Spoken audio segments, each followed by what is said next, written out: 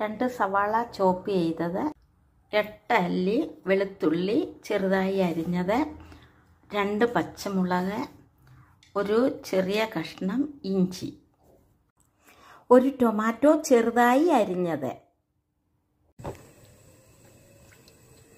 1 spoon കടുക്,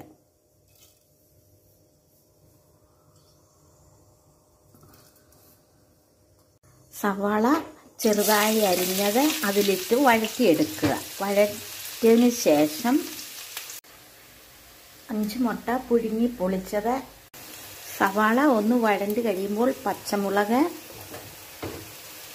ഇഞ്ചി, വെളുത്തുള്ളി എന്നിവ 1 by 1 ഇടുക. അത് ഒരുവിധം വഴണ്ട് കഴിയുമ്പോൾ മുളക് പൊടി,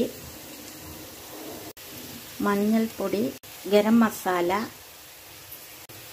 തക്കാളി ചെറുതായി അരിഞ്ഞു വെച്ചതും ലാസ്റ്റിൽ ഇടുക. കറിവേപ്പില ഇട്ട് നല്ലതുപോലെ ഇളക്കി വഴറ്റി എടുക്കുക. 1/4 സ്പൂൺ ഉപ്പ്, അതിനുശേഷം മുട്ട ഒന്നൊന്നായി അതിലിട്ട് അടച്ചു വെച്ച് വേവിക്കുക.